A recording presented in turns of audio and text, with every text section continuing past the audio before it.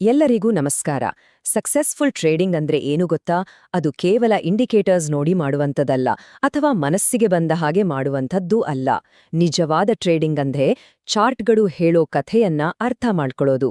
ಹೌದು, ಈ ಗೆರೆಗಳು ಮತ್ತು ಬಣ್ಣಗಳು ಇದೆಯಲ್ಲ, ಇವು ಮಾರ್ಕೆಟ್ನ ಭಾಷೆ. ಆ ಭಾಷೆಯನ್ನ ಓದೋದು ಹೇಗೆ ಅಂತ ಇವತ್ ಕಲಿಯೋಣ ಬನ್ನಿ. ಒಂದು ಕ್ಷಣ ಯೋಚನೆ ಮಾಡಿ, ಯಾವುದೇ ಟ್ರೇಡಿಂಗ್ ನಿರ್ಧಾರ ತಗೊಳ್ಳುವಾಗ ನಮ್ಗೆ ಬೇಕಾಗಿರುವ ಅತಿ ಮುಖ್ಯವಾದ ಡೇಟಾ ಯಾವುದು? ಬಹಳಷ್ಟು ಜನರ ಉತ್ತರ ಒಂದೇ ಆಗಿರುತ್ತೆ. ಅದುವೇ ಪ್ರೈಸ್ ಅಂದ್ರೆ ಬೆಲೆ. ಹೌದು, ಯಾವುದೇ ಅನಾಲಿಸಿಸ್ನ ಮೊದಲ ಹೆಜ್ಜೆನೇ ಬೆಲೆ. ಉದಾಹರಣೆಗೆ ಇಲ್ಲಿ ನೋಡಿ, ಇದು HDFC ಬ್ಯಾಂಕ್ನ ಕಳೆದ 1 ವರ್ಷದ ಕ್ಲೋಸಿಂಗ್ ಪ್ರೈಸ್ ಡೇಟಾ.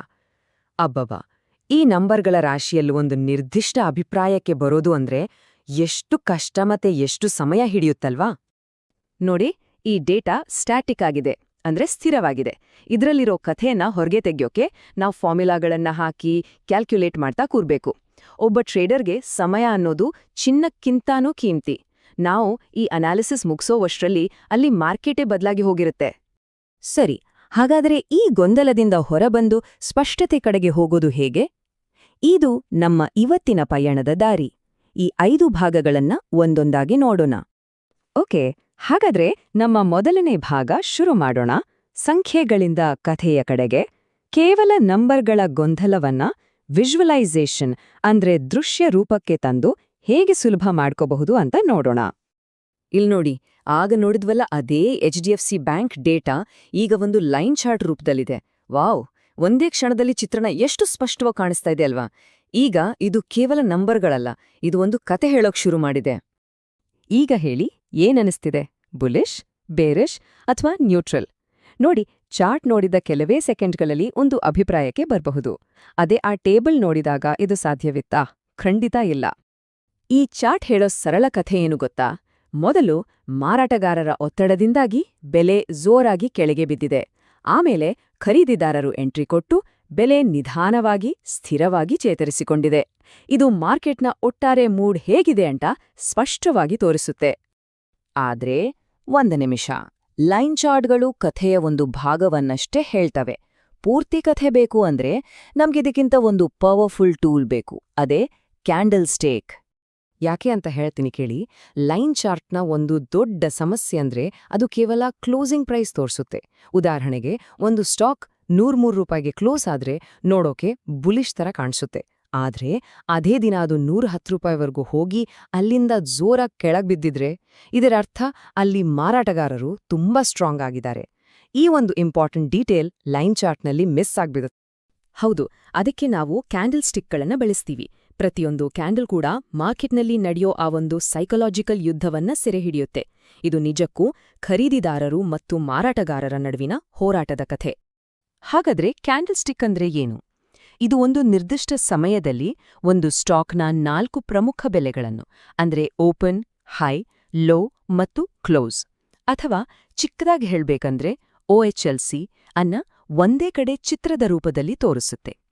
ಇದು ನಮಗೆ ಬೆಲೆಯ ಚಲನೆಯ ಸಂಪೂರ್ಣ ಚಿತ್ರಣವನ್ನ ಕೊಡುತ್ತೆ. ಬನ್ನಿ, ಒಂದು ಕ್ಯಾಂಡಲ್ನ ಭಾಗಗಳನ್ನ ಅರ್ಥ ಮಾಡ್ಕೊಳ್ಳೋಣ. ಮಧ್ಯದಲ್ಲಿರೋ ದಪ್ಪ ಭಾಗಕ್ಕೆ ಬಾಡಿ ಅಂತೀವಿ. ಇದು ಓಪನ್ ಮತ್ತು ಕ್ಲೋಸ್ ಪ್ರೈಸ್ ತೋರಿಸುತ್ತೆ. ಹಸಿರು ಬಣ್ಣ ಅಂದ್ರೆ ಬೆಲೆ ಏರಿದೆ, ಕೆಂಪು ಬಣ್ಣ ಅಂದ್ರೆ ಬೆಲೆ ಇಳಿದಿದೆ. ಇನ್ನು ಬಾಡಿಯ ಮೇಲೆ ಮತ್ತು ಕೆಳಗೆ ಇರೋ ಸಣ್ಣ ಗೆರೆಗಳಿಗೆ ವಿಕ್ಸ್ ಅಂತೀವಿ. ಇವು ಆ ದಿನದ ಹೈ ಮತ್ತು ಲೋ ಬೆಲೆಯನ್ನ ತೋರಿಸ್ತವೆ.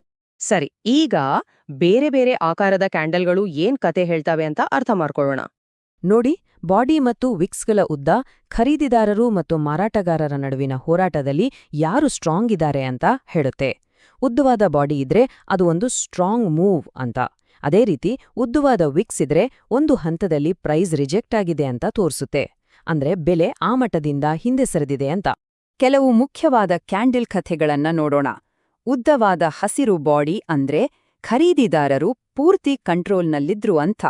ಇನ್ನೊಂದು ಕಡೆ ಉದ್ದವಾದ ಕೆಳಗಿನ ವಿಕ್ ಅಂದ್ರೆ ಮಾರಾಟಗಾರರು ಬೆಲೆನ ಕೆಳಗೆ ತಳ್ಳೋಕೆ ಪ್ರಯತ್ನಿಸಿದ್ರು, ಆದ್ರೆ ಖರೀದಿದಾರರು ಅದಕ್ಕಿಂತ ಸ್ಟ್ರಾಂಗ್ ಆಗಿ ವಾಪಸ್ ಬಂದ್ರು ಅಂತ ತೋರಿಸುತ್ತೆ.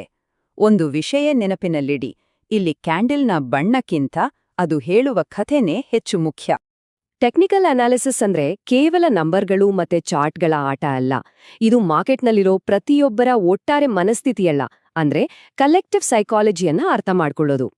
ನಮ್ಮ ಮೆದುಳಿಗೆ ನೈಸರ್ಗಿಕವಾಗಿಯೇ ಪ್ಯಾಟರ್ನ್ಗಳನ್ನ ಗುರುತಿಸೋ ಒಂದು ಅದ್ಭುತ ಶಕ್ತಿ ಇದೆ.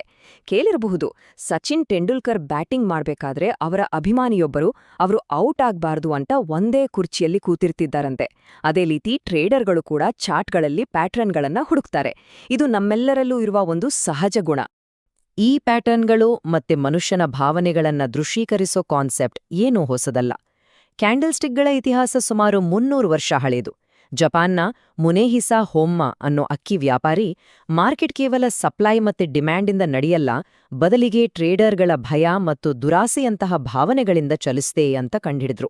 ಆ ಭಾವನೆಗಳನ್ನ ಚಾರ್ಟ್ನಲ್ಲಿ ತೋರಿಸೋಕೆ ಅವರು ಕ್ಯಾಂಡಲ್ ಸ್ಟಿಕ್ಗಳನ್ನ ಕಂಡಿಡಿದ್ರು.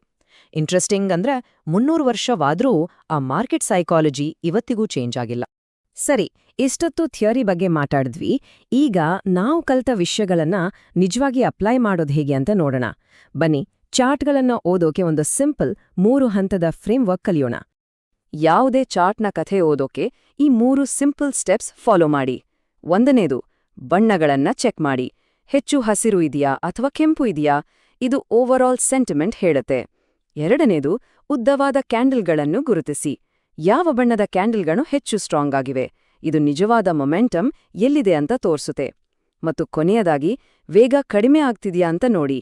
ಅಂದ್ರೆ ಕ್ಯಾಂಡಲ್ಗಳು ಚಿಕ್ಕದಾಗ್ತಿದ್ರೆ ಅದು ಟ್ರೆಂಡ್ ಬದಲಾಗಬಹುದು ಅನ್ನೋ ಸೂಚನೆ. ಮತ್ತು ಕೊನೆಯದಾಗಿ ಕೆಲವು ಗೋಲ್ಡನ್ ರೂಲ್ಸ್. ಯಾವತ್ತೂ ಒಂದೇ ಕ್ಯಾಂಡಲ್ ನೋಡಿ ನಿರ್ಧಾರ ತಗೊಳಕ್ಕೆ ಹೋಗ್ಬೇಡಿ. ಮುಂದಿನ ಕ್ಯಾಂಡಲ್ ಕನ್ಫರ್ಮ್ ಮಾಡೋವರೆಗೂ ಕಾಯಿರಿ. ಎಲ್ಲಕ್ಕಿಂತ ಮುಖ್ಯವಾಗಿ ರಿಸ್ಕ್ ಮ್ಯಾನೇಜ್ಮೆಂಟ್.